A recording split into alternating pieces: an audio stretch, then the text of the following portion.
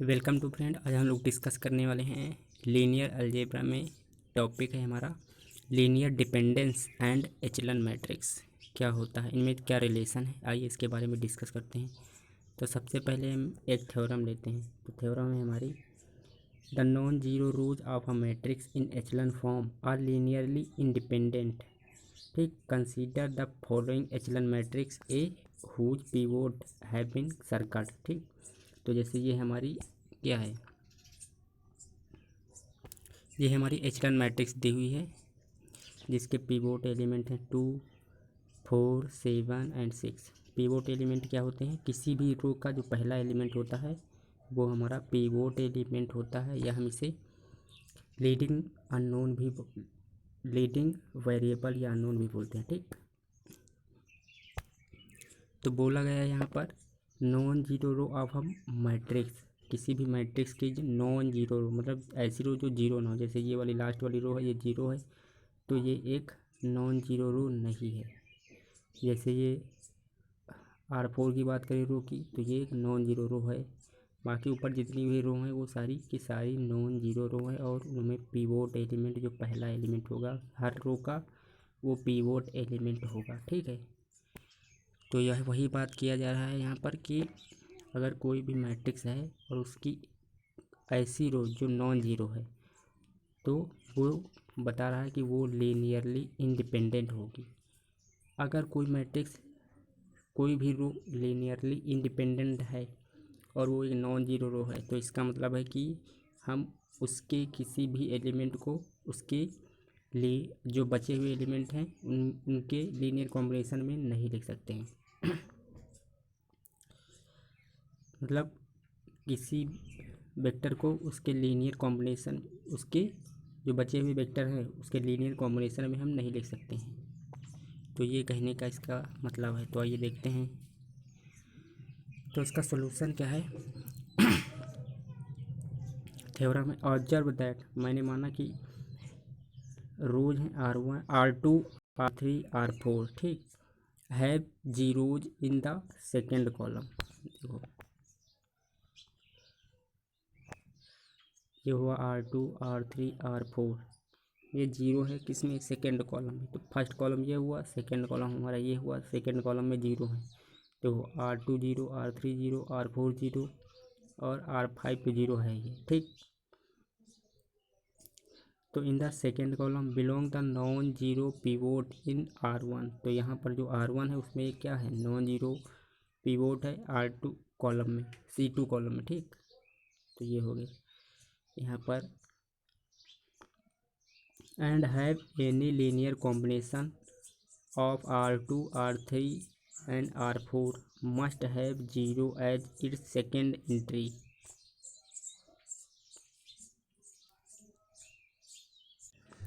तो यहाँ पर क्या बोला जा रहा है कि जो R1 है उसे can not be a linear combination of rose below. मतलब जो R1 है ये, इसे हम लीनियर कॉम्बिनेशन में नहीं लिख सकते हैं जो नीचे की और रो हैं उनके रिस्पेक्ट में। ठीक, तो R1 को हम क्या नहीं कर सकते हैं, लीनियर कॉम्बिनेशन के रूम में नहीं लिख सकते हैं जो उसके प्रोसीडिंग वेक्टर हैं, यानी कि उसके नीचे के जो वेक्टर हैं। उसके बाद में देखो यहाँ पर क्या बोला जा रहा है,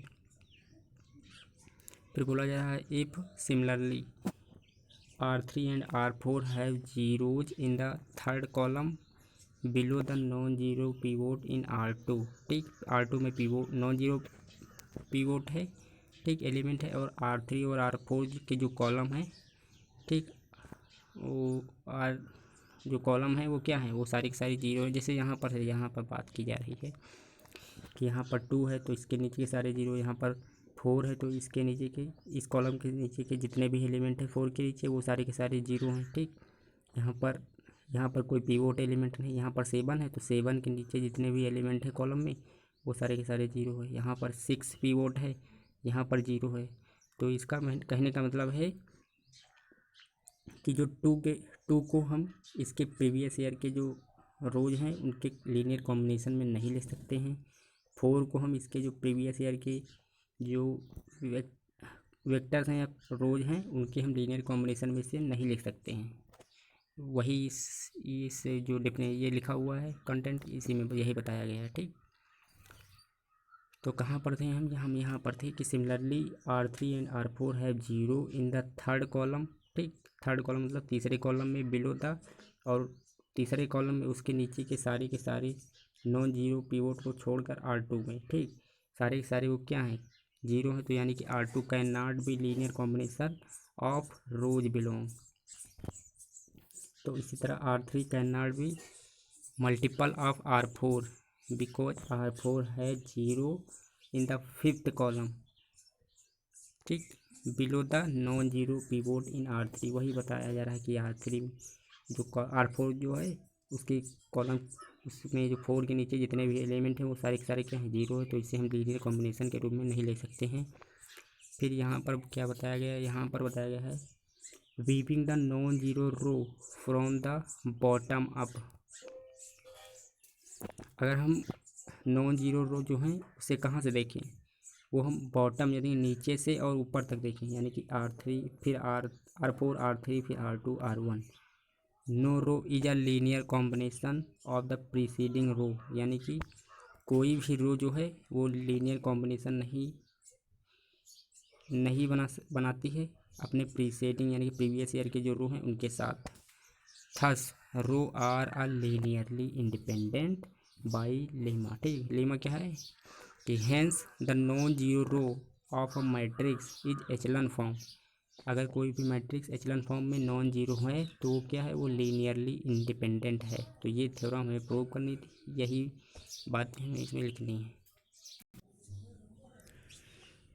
यहाँ पर हम बात करने वाले हैं बेसिस। बेसिस होता क्या है, सबसे पहले यही देख लेते हैं। सबसे पहले अगर हमें कोई मैट्रिक्स दी है, ठीक, या वेक्टर दिए हैं, ठीक, तो उन्हें हम क्या करेंगे, मैट्रिक्स के फॉर्म में लिखेंगे, उसके बाद में हम उन्हें एचलन फॉर्म में कन्वर्ट करेंगे। फिर जितने भी नॉन जीरो रोज आएंगे वो हमारे क्या होंगे, वो इंडिपेंडेंट रोज होंगे, यानी कि लीनियरली इंडिपेंडेंट होंगे। और वही लीनियरली इंडिपेंडेंट जो रोज हैं उन्हें अगर हम वेक्टर के फॉर्म में लिख देंगे तो वो हमारा बनाएंगे बेसिस ऑफ द मैट्रिक्स। ठीक, तो ये बात की जा रही है बेसिस ऑफ द सॉल्यूशन। तो आइए डिफिनेशन देख लेते हैं बेसिस का।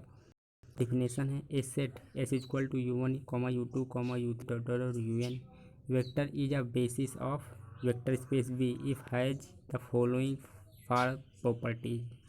क्या क्या प्रॉपर्टी होनी चाहिए, तो सबसे पहले है एस इज लीनियरली इंडिपेंडेंट होना चाहिए, तो वो तो हमने बताया ही था। और एस जो है स्पैन करना चाहिए किसको, V को।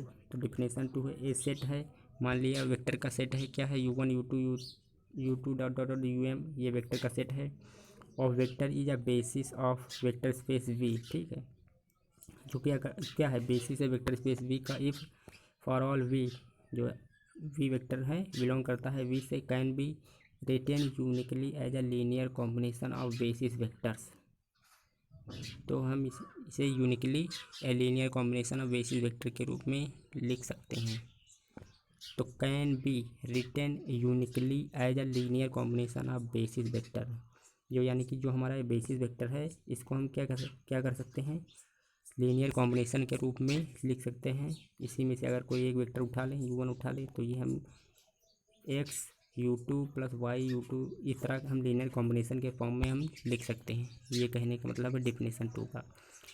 तो ये आप अभी देख लीजिए, जब हम क्वेश्चन करेंगे तो सारा क्लियर हो जाएगा। ये तो थ्योरी है, क्योंकि थ्योरी भी जानना ज़रूरी है। नेक्स्ट हमारी थ्योरम क्या है, लेट मान लिया V भी वेक्टर स्पेस है सच दैट लीनियर हैज, मान लिया जिसके पास क्या है M element and other basis has N element, मतलब दो बेसिस हैं, एक के पास M एलिमेंट है दूसरे के पास N एलिमेंट है। तो M क्रॉस N क्या हो गया, all the basis of V have the same V of element.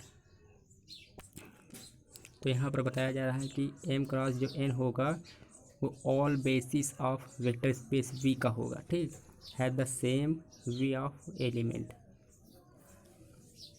यानी कि सेम एलिमेंट्स भी हों, वो भी सारे के सारे क्या होंगे, बेसिस होंगे वेक्टर स्पेस V के। ठीक,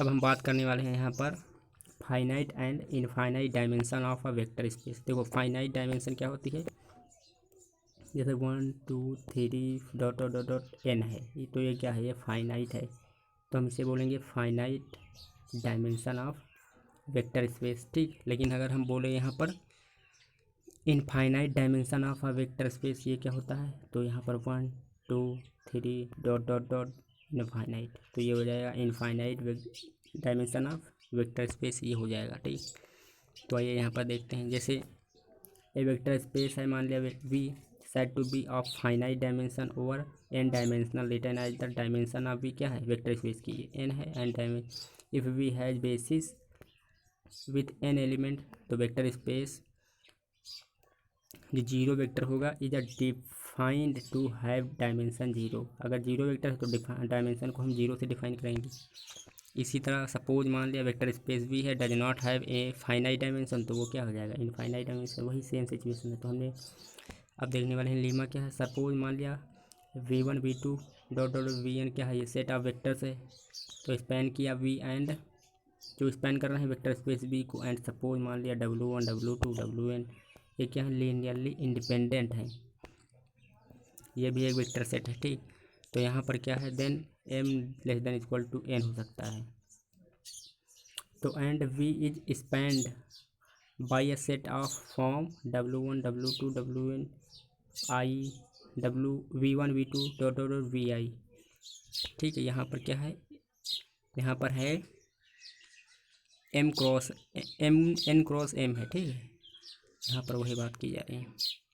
तो यहाँ पर है कि थस द पर्टिकुलर n+1 और more vector is we are linearly dependent, यानी कि अगर ये सेट को हम कंबाइन करके लिख दें, एक सेट ये है एक सेट ये है, दोनों सेट को अगर हम क्या कर दें, कंबाइन करके लिख दें, तो ये भी क्या करेंगे, वेक्टर स्पैन को, वेक्टर स्पेस को क्या करेंगे, स्पैन करेंगे। और अगर इस सेट को हम कंबाइन करके लिखेंगे तो ये वेक्टर जो है, इसमें से अगर एक वेक्टर लेंगे तो उसे हम अदर वेक्टर के लीनियर कॉम्बिनेशन के रूप में लिख सकते हैं। तो ये मतलब है इसका। तो वही बोल रहा है कि जो वी वेक्टर होगा हमारा लीनियरली डिपेंडेंट होगा।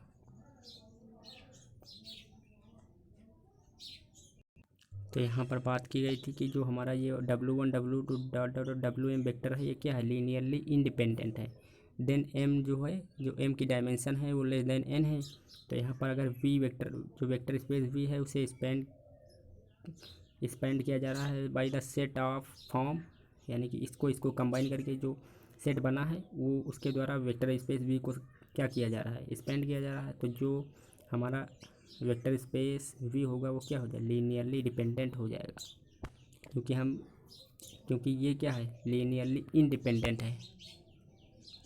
और यहाँ पर particular n+1 and more vector in vector space v are linearly dependent हो जाएंगे, क्योंकि इन्हें हम लीनियर कॉम्बिनेशन के फॉर्म में लिख सकते हैं अदर वेक्टर के टर्म में। ठीक, क्योंकि दोनों को हमने कंबाइन कर दिया है। तो आइए नेक्स्ट देखते हैं।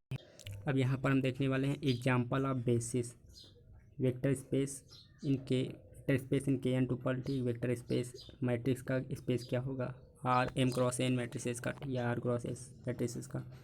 तो vector space P N of T जो पॉलिनोमियल होता है उसका वेक्टर स्पेस हम देखेंगे, and polynomial of degree less than equal to 1 vector space P of T of all polynomials, ये देखेंगे। तो आइए देखते हैं basis in vector space K N tuple. ठीक, तो consider the following N vector in, तो मान लिया कि एन वेक्टर है के एन, तो यहाँ से होगा क्या, कंसीडर फॉलोइंग एन वेक्टर है के एन टुपल में। ठीक, तो हमारा बेसिस वेक्टर क्या हो जाएगा, E1 मान लिया 1 0 0 0 0 डॉट डॉट 0। ठीक, E2 मान लिया 0 1 डॉट डॉट 0 0। इसी प्रकार E3 मान लिया 0 0 1 डॉट डॉट 0 0। इसी प्रकार मान लिया डॉट डॉट डॉट En क्या हो जाएगा हमारा 0 0 0 डॉट डॉट डॉट 1। ठीक, तो ये हो जाएगा हमारा basis of N vectors in K N tuple. फिर these vector are linearly independent, ये बोला जा रहा है कि जो ये वेक्टर हैं ये क्या हैं, एक दूसरे से यानी कि लीनियरली इंडिपेंडेंट हैं।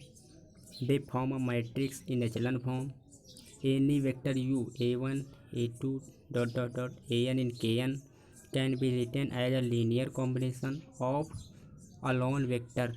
ठीक, a1 e1 plus a2 e2 plus dot dot dot an en, इसकी फॉर्म में हम इसके लीनियर कॉम्बिनेशन के फॉर्म में हम लिख सकते हैं। फिर क्या है, according the vector form a basis of K N tuple called the usual, यानी कि यूजुअल वेक्टर, यानी कि जो हमारा according vector form a basis, जो वेक्टर है हमारा एक बेसिस फॉर्म कर रहा है ऑफ के एन टुपल में, कॉल्ड द यूजुअल, जो वो बेसिस होगा हमारा या तो उसे हम यूजुअल बेसिस कहेंगे और स्टैंडर्ड बेसिस कहेंगे इन के एन टुपल में। Dimension of K N tuple क्या हो जाएगी, एन हो जाएगी। इन particular any other basis of K N has an element. ठीक, जो के एन का जो बेसिस है, के एन वेक्टर, के एन टुपल का जो वेक्टर स्पेस का है जो बेसिस है वो क्या है, उसमें एन एलिमेंट्स, एन वेक्टर हैं बेसिस में। ठीक, फिर क्या है, basis in vector space M. M क्या है, मैट्रिक्स। मैट्रिक्स की बात करने वाली, मैट्रिक्स में कौन कौन से वेक्टर स्पेस होते हैं, जो मैट्रिक्स होते हैं उसके बेसिस क्या हैं। ठीक, तो आइए देखते हैं। तो यहाँ पर देखो, following 6 matrix form a basis of the vector space 2x3 matrix का। ठीक, तो 2x3 मैट्रिक्स है कोई, यानी कि 2 रो है और 3 कॉलम है मैट्रिक्स ओवर फील्ड के। तो इसमें बेसिस कौन कौन से बनेंगे, तो 1 0 0 0 0 1 0 1 0 0 0 0 0 1 0 0 0, ये सारे हमारे 1 2 3 4 5 6, ये 6 बेसिस बनेंगे। पहले 1 यहाँ पर होगा, फिर यहाँ पर, फिर यहाँ पर, फिर यहाँ पर, फिर सेकेंड रो में दूसरे कॉलम में, फिर तीसरे कॉलम में, थर्ड रो में। ठीक, तो ये 6 बेसिस हमें बनेंगे, 1 2 3 4 5 6 बेसिस बनेंगे। किसमें, जो मैट्रिक्स होगी हमारी उसमें। तो ये हमें याद रखने की कि स्टैंडर्ड बेसिस हैं ये कितने बनते हैं। जनरली वेक्टर स्पेस एम जो मैट्रिक्स है आर क्रॉस एस की, R matrices let E I J, I column है, जे क्या है, आई रो है, जे कॉलम है, with the matrix with I J entry. ठीक, यहाँ पर बताया गया है 0 एल्सेवियर कहीं भी, then all such matrices form a basis of M R cross S matrix है।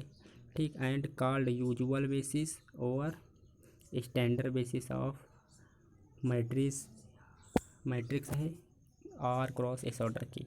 तो डायमेंशन क्या होगी मैट्रिक्स की, ठीक है, तो डायमेंशन होगी मैट्रिक्स की आर क्रॉस ए मैट्रिक्स, मतलब जो रो है और जो कॉलम है उसका अगर हम मल्टीप्लाई करेंगे तो हमें मैट्रिक्स की डायमेंशन पता चल जाएगा कि क्या है। ठीक है, तो जब मैट्रिक्स की डायमेंशन पता चल जाएगी तो जो हमारा वो जो हमने वो 6 मैट्रिक्स बताई थी कि जो बेसिस फॉर्म कर रहे हैं किसी भी मैट्रिक्स का, तो वो एक स्टैंडर्ड बेसिस या यूजुअल बेसिस कहलाएंगी। जैसे हमने अभी ऊपर जो के एन टुपल का जो बेसिस डिस्कस किया है सिमिलर वैसे। तो यहाँ पर क्या है, जो डायमेंशन होगी मैट्रिक्स की वो क्या होगी, जैसे ये मैट्रिक्स दी है 1 2 3 4 5 6, तो यहाँ पर 2 कॉलम है एंड 2 रो है 3 कॉलम है, तो इसका मतलब 6 इसकी डायमेंशन क्या हो जाएगी, 6 इसकी डायमेंशन हो जाएगी। डायमेंशन क्या हो जाएगी 6, क्यों, क्योंकि इसे अगर हम स्पेंड करेंगे, इसका बेसिस स्पेंड करेंगे कितने 1 2 3 4 5 6 एलिमेंट हैं, तो 6 एलिमेंट अपना अपना बेसिस फॉर्म करेंगे, तो 6 इसकी डायमेंशन होगी जो वेक्टर होगा। ठीक, तो जो मैट्रिक्स का ऑर्डर होता है वही उसकी डायमेंशन होती है मैट्रिक्स की, तो ये हमें याद रखना इम्पोर्टेंट है। तो अब हम देखने वाले हैं basis in vector space P N of T of all polynomials of degree N, ऐसे सभी पोलिनोमियल्स जिनकी डिग्री लेस देन 1 है, less than equal to N है। तो ऐसे वेक्टर स्पेस का जो बेसिस क्या होगा वो हम डिस्कस करने वाले हैं।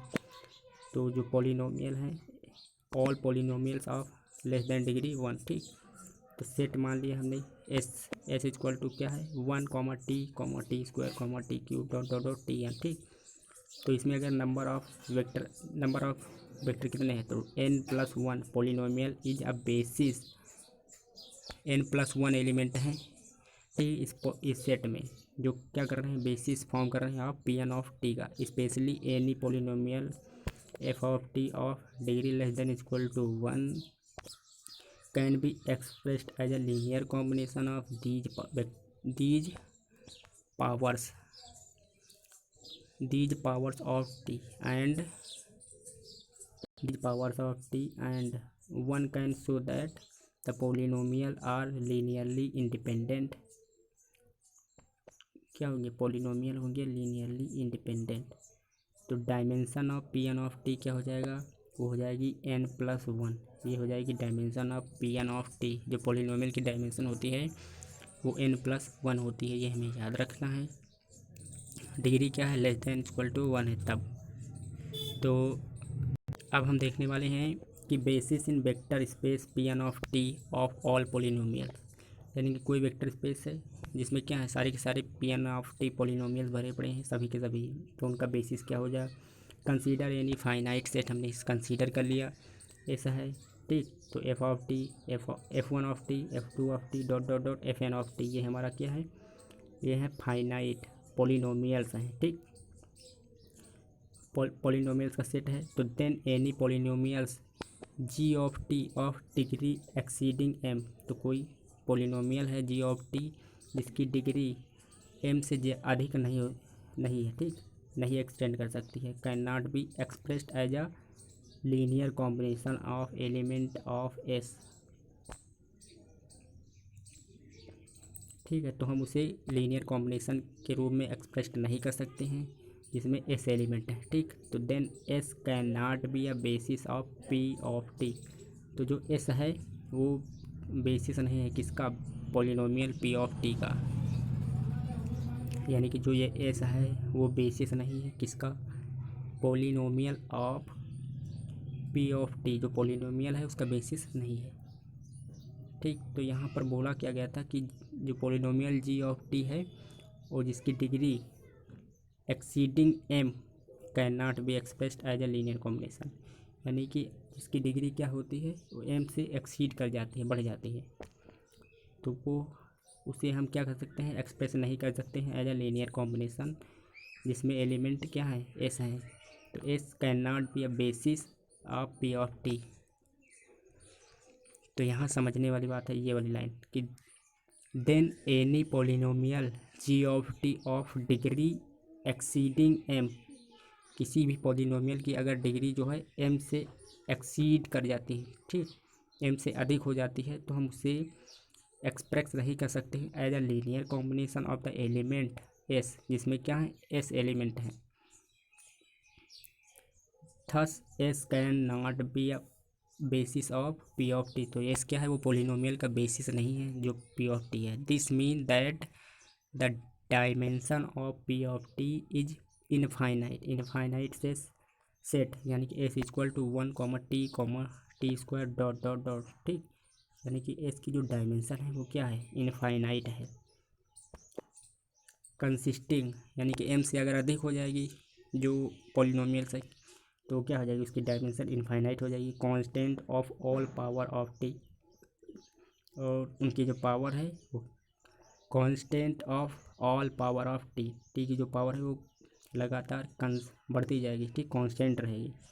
तो span of P of T, जो पोलिनोमियल का स्पेंसन होगा, एंड इज लीनियरली इंडिपेंडेंट, तो क्या होगा, लीनियरली इंडिपेंडेंट होगा। S is an infinite basis of P of T, जो S है ये क्या है, इनफाइनाइट बेसिस है, इसके पास क्या है, अनंत बेसिस। जो S है वो हमारा इनफाइनाइट बेसिस फॉर्म कर रहा है ऑफ पोलिनोमियल का P ऑफ टी का, और ये क्या है, ये है linearly independent span of P of T, यानी कि जब हम पोलिनोमियल को स्पैन करते हैं तो ये क्या है, एक लीनियरली इंडिपेंडेंट है। थ्योरम ऑन बेसिस क्या है, तो मान लिया कोई भी एक वेक्टर स्पेस है जो फाइनाइट डायमेंशन का है, मान लिया फाइनाइट डायमेंशन है n ठीक, तो n+1 और more vector in V are linearly dependent. तो अगर फाइनाइट डायमेंशन n है लेकिन n+1 ये मोर वेक्टर हैं वेक्टर स्पेस V में, R क्या है, लीनियरली डिपेंडेंट होंगे। एनी लीनियरली इंडिपेंडेंट सेट ठीक, तो कोई सेट है जो क्या है, लीनियरली इंडिपेंडेंट है, तो S A1 A2 dot dot dot UN with an element is a basis of V, ये क्या है, बेसिस ऑफ वेक्टर स्पेस का V का बेसिस है।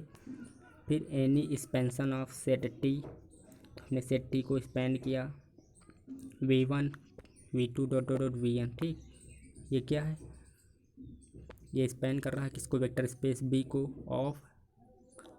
Of N element is a basis of vector space V. जो vector space V का जो basis है उसके पास कितने एलिमेंट हैं, एन एलिमेंट हैं, और ये उसका बेसिस है, ठीक, वेक्टर स्पेस वी का।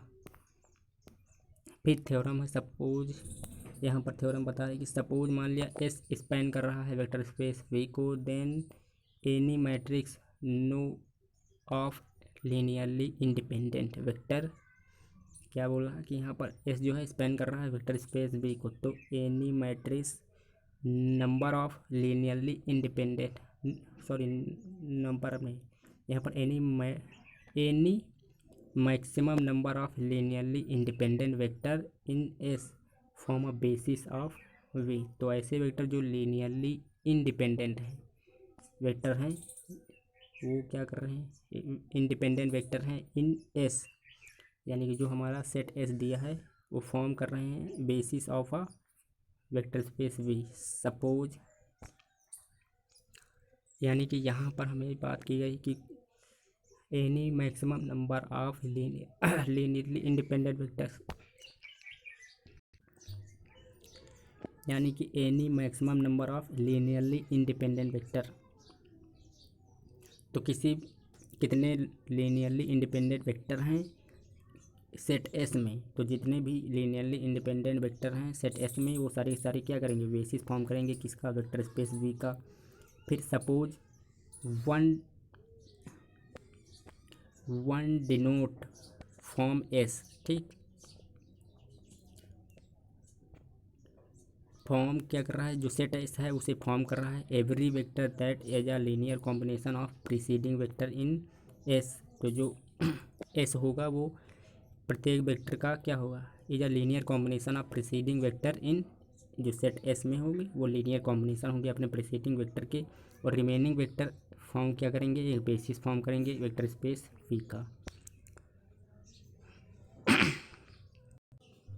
नेक्स्ट थ्योरम है हमारी कि यहाँ पर let V be a vector space of finite dimension, ठीक, फाइनाइट डायमेंशन का तो लेट हमने सेट मान लिया u1 u2 dot dot un be a set of independent vector in vector space V, ठीक, तो इंडिपेंडेंट वेक्टर है, वेक्टर इंडिपेंडेंट वेक्टर सेट है तो वेक्टर स्पेस वी एन में, ठीक है। Then S is a part of basis of V, तो जो एस है, जो सेट एस है वो क्या है, बेसिस है किसका, वेक्टर स्पेस वी का, दैट इज एस में be extend to the basis of V, यानी कि एक्स जो एस है वो वेक्टर स्पेस वी को एक्सपेंड करेगा। तो आइए एग्जांपल देखते हैं। तो यहाँ पर एग्जांपल, यहाँ पर क्या क्या हमने मान लिया, consider any 4 vector in R3 से 25 7 257 माइनस 132 कॉमा 58 कॉमा 43 यानी कि 43 कॉमा 0 कॉमा माइनस 17 कॉमा, ये 4 वेक्टर दिए हुए हैं, ठीक, 521 comma 317 comma 94 328 comma minus 512 comma minus 731, ये 4 वेक्टर दिए हुए हैं। तो by theorem any n plus or more vector in V, यानी कि जो वेक्टर स्पेस वी है उसमें एन या n plus more vector in V are linearly dependent.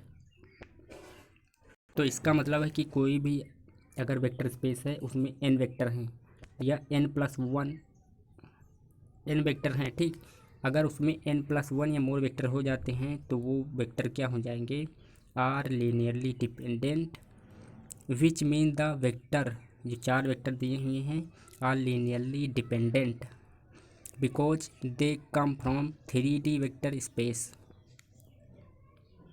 Next हम डिस्कस करने वाले हैं कि dimension of the vector space, जो वेक्टर स्पेस होगा उसकी डायमेंशन क्या होगी, एंड सब स्पेस, और सब स्पेस क्या होगा। तो थ्योरम है late W be a subspace of N dimension का सब subspace, and V vector space V क्या है, देम डायमेंशन ऑफ जो डब्ल्यू होगी वो less than and equal to होगी किसके, एन के, ठीक।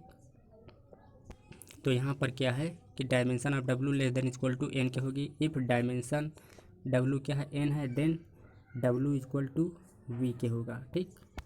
तो यानी कि डायमेंशन ऑफ डब्लू, एन क्या है, ये dimension of vector space V का है, और डब्लू की डायमेंशन मान लिया एन है, तो एन एक, और जो उसकी वेक्टर स्पेस वी की डायमेंशन वी है, तो जो दोनों की डायमेंशन क्या है वो बराबर है, तो डब्लू इक्वल टू वी होगा। यानी कि जो सब स्पेस है वो किसके बराबर होगा, वो वेक्टर स्पेस के बराबर होगा।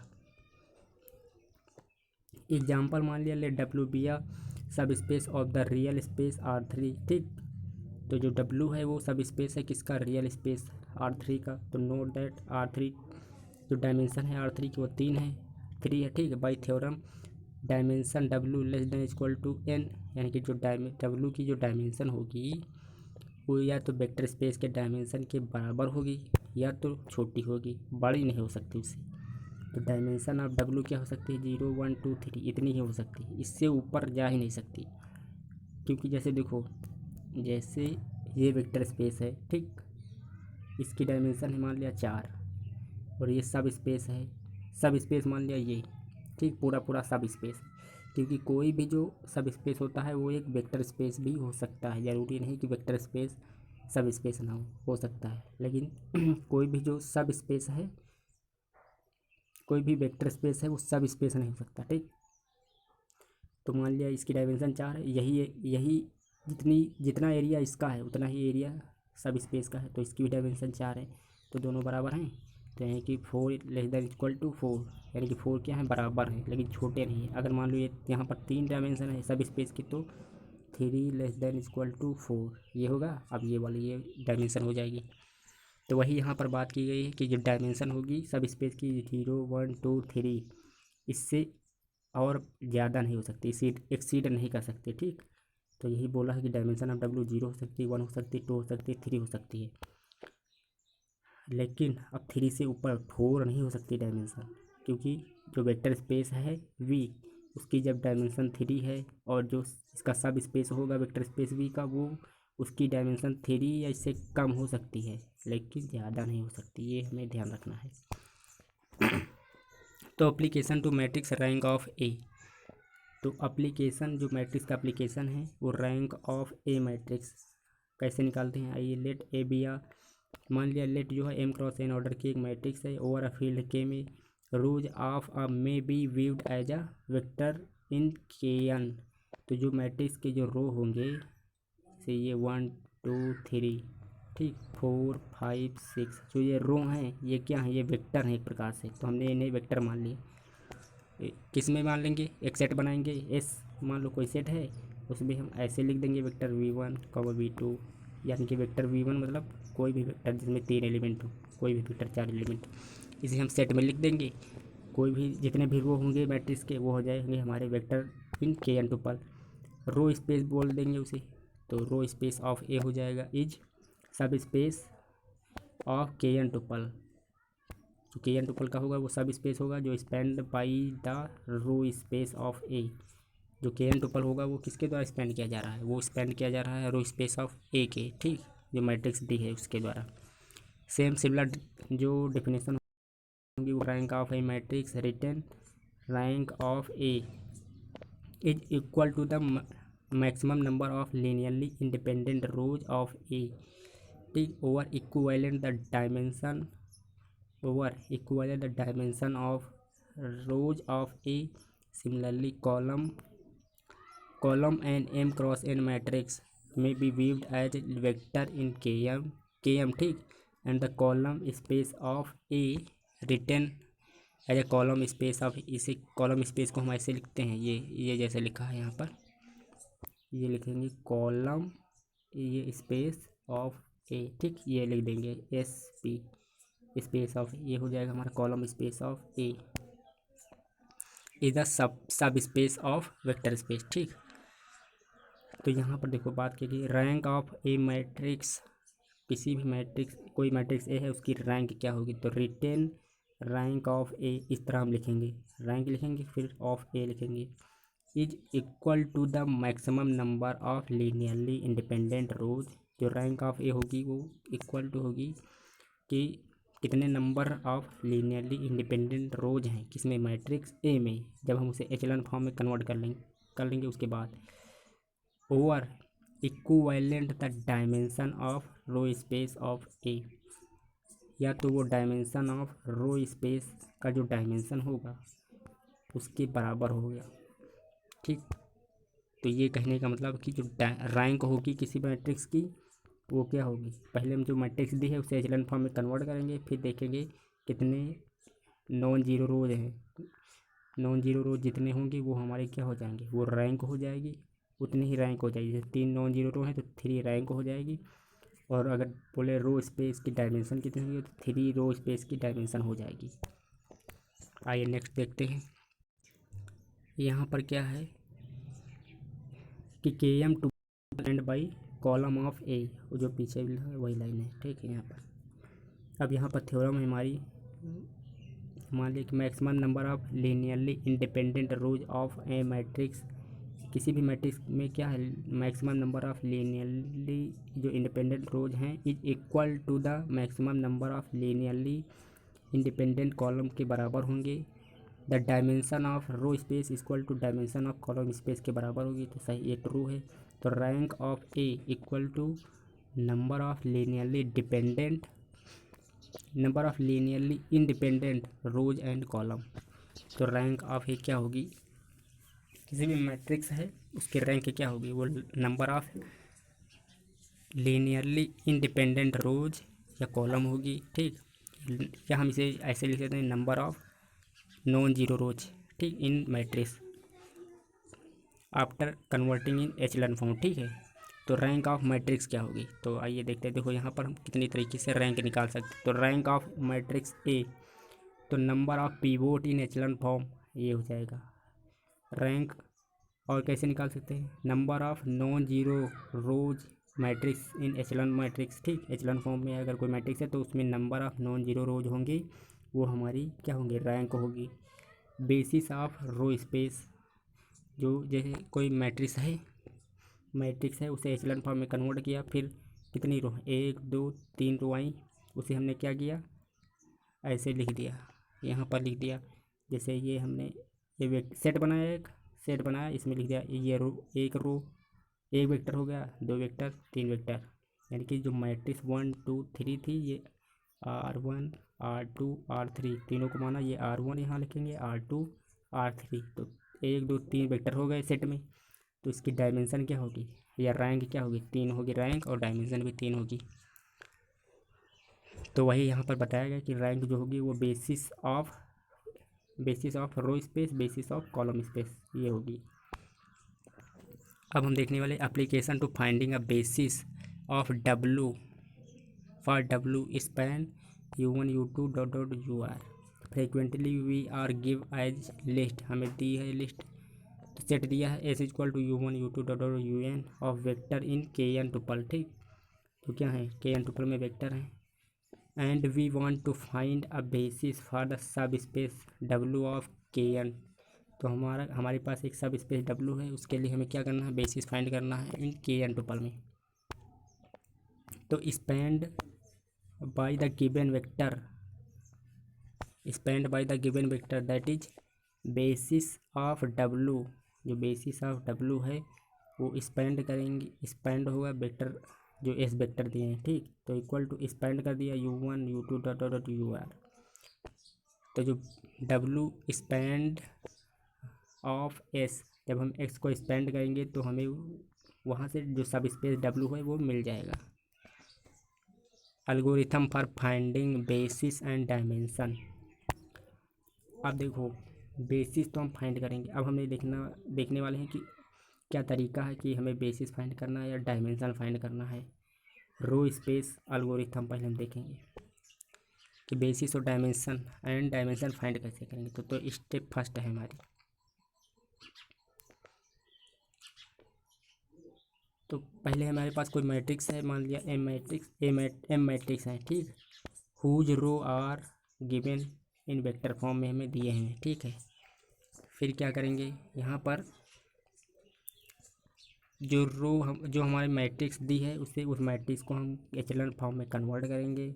फिर स्टेप 3 है हमारा, out of non zero rows of the echelon matrix, जो हमारे नॉन जीरो रोज होंगे एचेलर मैट्रिक्स में, ठीक है, उन्हें हम सेट में लिख देंगे।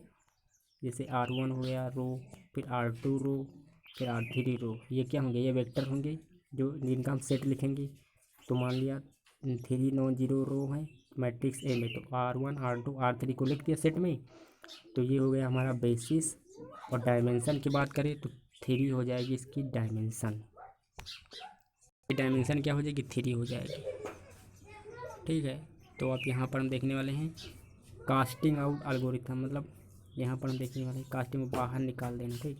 तो स्टेप 1 है फॉर्म मैट्रिक्स। हमने एक मैट्रिक्स हमारे पास एम है जो column space column are given, जिसके कॉलम वेक्टर्स हमें दिए हुए हैं। तो सिमिलरली है ये जैसे रो स्पेस लिखते थे वैसे ही कॉलम स्पेस में मैट्रिक्स को लिख देंगे, फिर एचेलॉन फॉर्म में कन्वर्ट कर देंगे। फिर जो each column in echelon matrix में है, ठीक है, उन्हें हम क्या कर देंगे, उसे हम सेट के रूप में लिख देंगे, ठीक। सेट के रूप में लिखने के बाद क्या करेंगे, वो हमारे जो सेट होगा वो बेसिस होगा, और उसके जितने भी हमारे सेट हैं उन्हें हम काउंट कर लेंगे, वो हमारी डायमेंशन हो जाएंगे। तो यहाँ पर वही कहा गया कि for each column k the echelon matrix without a pivot delete cast out the vector u k from a list S of the given vector, ठीक, ऑफ द गिव्स वेक्टर्स। तो स्टेप नंबर 4 है output the remaining vector in S, जो हमें हमारे output में जो remaining vector बचे हैं एस में, which corresponding to the column with pivot. वो क्या है, वो करस्पॉन्डिंग है किसके, कॉलम में जो पिवोट एलिमेंट है उसके करस्पॉन्डिंग होंगे। तो जब हम अब एग्जाम्पल करेंगे तो उसमें अच्छे से समझ में आ जाएगा। जो ये वही बात कह रहा है कि किसी भी मैट्रिक्स को हम क्या करेंगे, कॉलम में दिया तो कॉलम वेक्टर दिए हैं तो हम कॉलम में लिख देंगे वेक्टर को, फिर एचेलॉन फॉर्म में कन्वर्ट करेंगे। कन्वर्ट करने के बाद में क्या करेंगे, हम उसे जो हमारे वेक्टर नॉन जीरो हमारे कॉलम होंगे उन्हें हम सेट के रूप में लिख देंगे। तो जो सेट होगा वो हमारा बेसिस फॉर्म करेगा, और जो जितने भी नंबर ऑफ वेक्टर होंगे सेट में वो हमारी डायमेंशन फॉर्म करेंगे। अब यहाँ पर देखने वाले हैं application to homogeneous system of linear equation, ठीक। अब हम देखने वाले हैं application to homogeneous system of linear equation क्या है। तो form consider homogeneous system AX equal to 0 of linear equation over a field K, ठीक, विथ एन अननोन, जिसमें नंबर ऑफ अननोन कितने हैं, n, the dimension of the solution space W, number of unknown n है तो dimension of the solution space का जो dimension होगा मान लिया वो W है।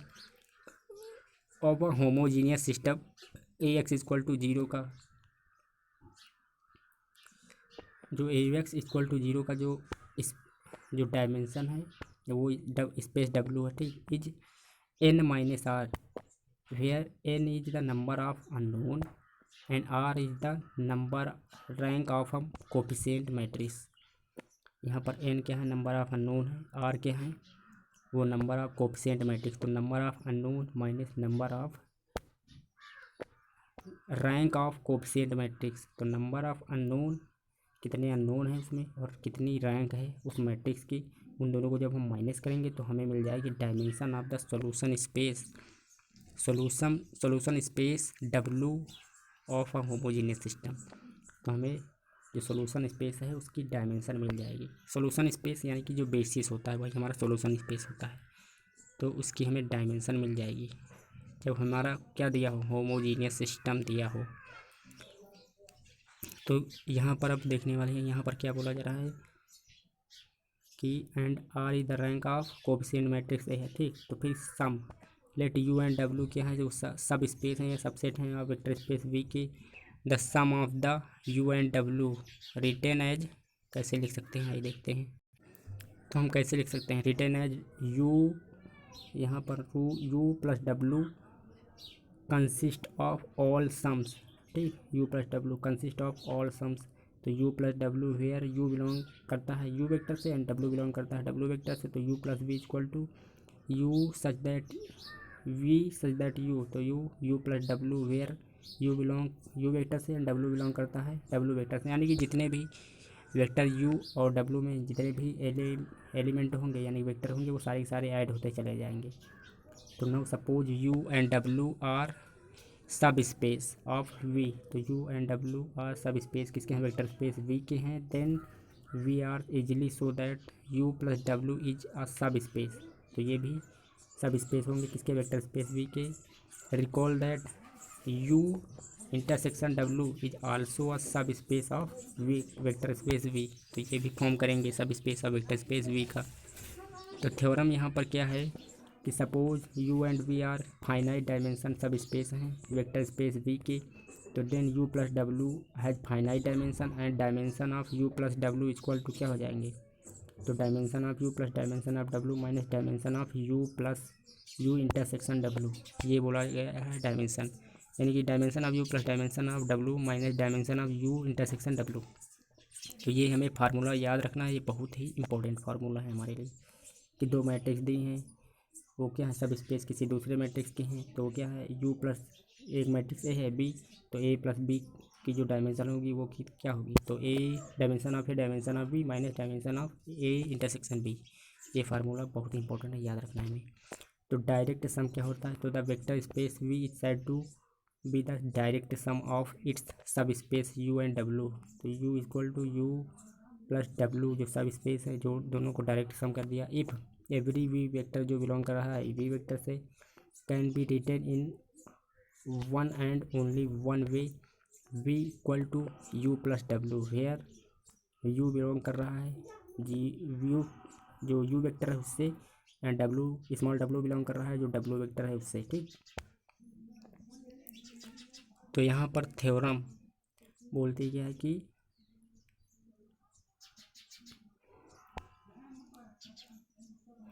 थ्योरम हमारी vector space V is a direct sum, जो वेक्टर स्पेस वी है is a direct sum of the of it subspace U and W if and only if, जो वेक्टर स्पेस हमारा V है वो direct sum है किसका, जो हमारा यू वेक्टर है डब्ल्यू वेक्टर है उसका, if and only if V जो इक्वल टू है U plus W and U intersection W equal to zero, ये अगर दोनों कंडीशन फॉलो कर रहे हैं तो वो होगा हमारा डायरेक्ट सम, ठीक।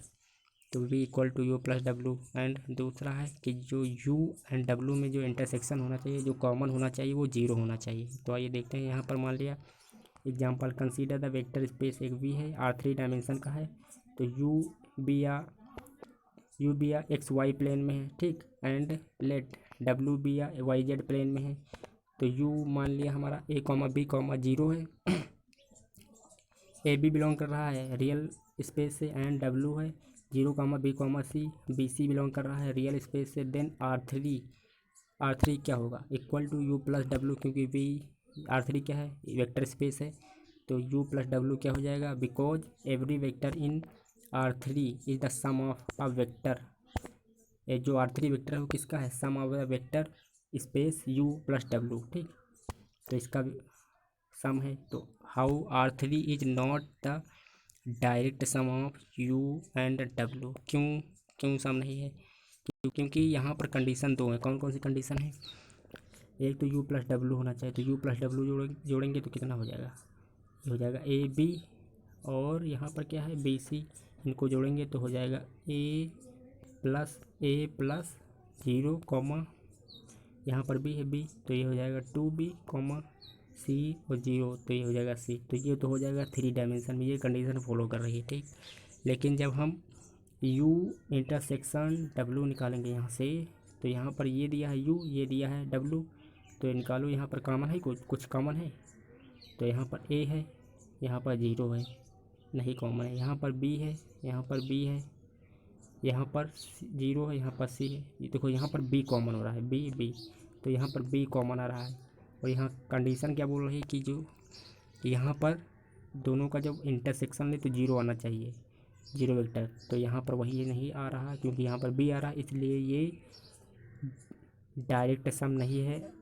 You and W does not direct sum of vector space V, तो ये हमारी कंडीशन है। तो यू और जो डब्ल्यू है वो डायरेक्ट सम नहीं है किसका, वेक्टर स्पेस वी का।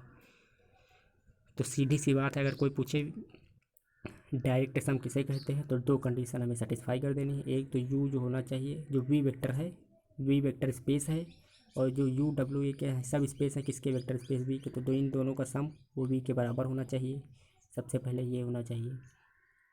उसके बाद में जो यू एंड डब्ल्यू है, ठीक, यू यानी कि वी की डायमेंशन यू प्लस डब्ल्यू की डायमेंशन के बराबर होना चाहिए, और जो यू इंटरसेक्शन डब्ल्यू है वो 0 होना चाहिए, तभी वो हमारा डायरेक्ट सम होगा वेक्टर सब space of U and W का। ये हमें याद रखना है। फिर हमारा यहाँ पर है, फिर यहाँ पर because the sum are not unique, यहाँ पर है because the sum are not unique, that is, ये हो गया 357 इक्वल टू 310 प्लस 047, ये भी यूनिक नहीं है, ठीक। इन्हें जब हम ऐड करेंगे तो यहाँ पर क्या हो जाएगा 303 4 5, हाँ ये यूनिक नहीं, लेकिन इसमें देखो कॉमन करेंगे अगर यू इसमें और इसमें कुछ कॉमन है, नहीं मिल रहा है ना, मिल रहा 7 कॉमन मिल रहा है, इसलिए ये भी फॉलो नहीं कर रहा है, ये भी फॉलो नहीं कर रहा है, ठीक, दोनों फॉलो नहीं कर रहे हैं, क्योंकि इसमें कॉमन होना चाहिए, नहीं होना चाहिए, यानी कि 0 आना चाहिए, इनमें कोई भी चीज़ कॉमन नहीं होनी चाहिए, तभी वो हमारा डायरेक्ट सम होगा। तो एग्जांपल के लिए let U be a X Y plane and let W be a Z axis. तो यू क्या हो जाएगा, यू हो जाएगा हमारा a comma B comma 0 such that A B belong कर रहा है रियल स्पेस से, एंड डब्ल्यू है 0,0,c, और यहाँ पर क्या है r बिलोंग कर रहा है रियल स्पेस से, c बिलोंग कर रहा है रियल स्पेस से। नाउ एनी वेक्टर है a b c बिलोंग कर रहे हैं कहाँ से, R3 वेक्टर से, R3 वेक्टर से बिलोंग कर रहे हैं। उसके बाद में कहाँ है, can be written and the sum of a vector, तो हम इसे can be written and the direct sum of the vector in u and vector w in one and only one way. तो कैसे लिख सकते हैं, a b c, इसको हम ऐड करेंगे a b 0 plus 0,0c, these R3 is direct sum of u and w, R3 u plus w। देखो direct sum क्यों हो गया, यहाँ पर दोनों कंडीशन फॉलो हो रहे हैं, यहाँ पर जब ऐड करेंगे तो हमें क्या मिलेगा, 3 डायमेंशन मिलेगा R3, ठीक। और यहाँ पर जब दोनों को हम क्या करेंगे, इसमें कॉमन लेंगे, तो यहाँ पर जो हमारा इंटरसेक्शन आएगा वो 0 आएगा, तब हमारी जो डायरेक्ट सम की जो डेफिनेशन है वो सेटिस्फाई हो रही है, तो ये हमारा डायरेक्ट सम होगा। तो ये हमारा सिस्टम है, ठीक। अब हम देखने वाले जनरल डायरेक्ट सम, ये क्या होता है।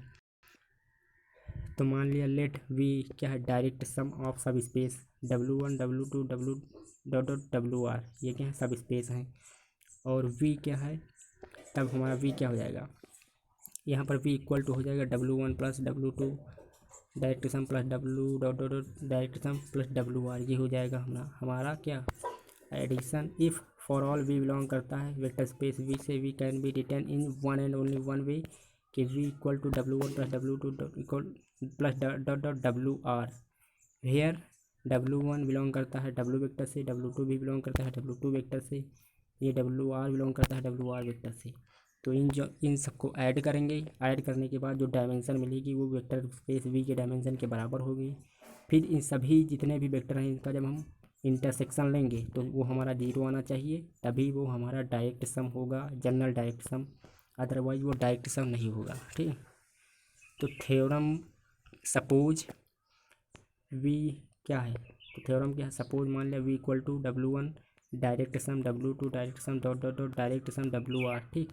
Also for each K, suppose each K, ठीक। तो suppose S K is a linearly independent subset of W K, तो मान लिया जो हमारा एस के है वो क्या है, लीनियरली इंडिपेंडेंट है सबसेट ऑफ W के। देन अगर लीनियरली इंडिपेंडेंट है इसका मतलब इसमें कुछ कॉमन नहीं आएगा, ठीक है।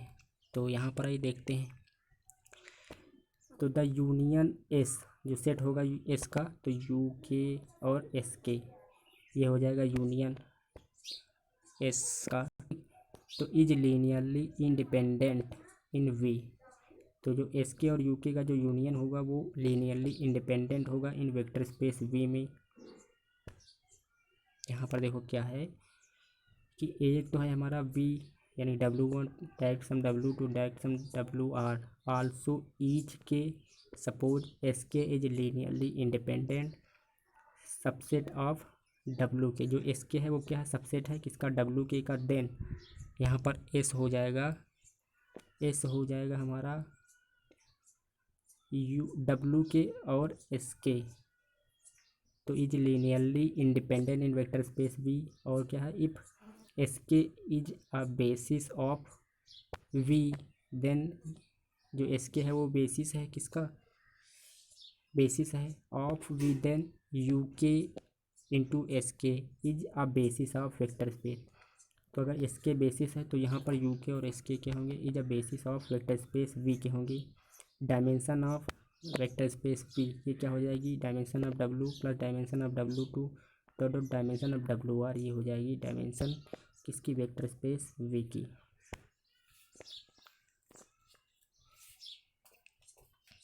तो यहाँ पर थ्योरम है, सपोज अगर देखो यहाँ पर ये दिया है कि डायरेक्ट सम हमारा ये है, तो यहाँ पर इसकी डायमेंशन क्या हो जाएगी V की। तो सारी की डायमेंशन हम जोड़ देंगे W1 W2 dot dot WR की, तो वो होगी हमें डायमेंशन ऑफ V। तो सपोज मान लिया यहाँ पर एक थ्योरम है हमारी कि suppose V equal to W1 plus W2 dot dot WR, ठीक, and dimension of V equal to sigma, ठीक, summation K equal to summation K dimension WK summation K dimension WK then V equal to W1 direct sum W2 direct sum dot dot direct sum WR। तो ये theorem होगी, ठीक। तो इसका proof हम कल देखेंगे, तो हम इसका प्रूफ कल देखने वाले हैं। तो आज के लिए इतना ही फ्रेंड्स, मिलते हैं नेक्स्ट लेक्चर में, तब तक के लिए धन्यवाद। अगर हमारा लेक्चर पसंद आया हो तो लाइक कीजिए, शेयर कीजिए। लेक्चर अगर आपको पसंद आया हो तो लाइक कीजिए, शेयर कीजिए, सब्सक्राइब कीजिए। थैंक यू फ्रेंड्स, मिलते हैं नेक्स्ट लेक्चर में, तब के लिए धन्यवाद।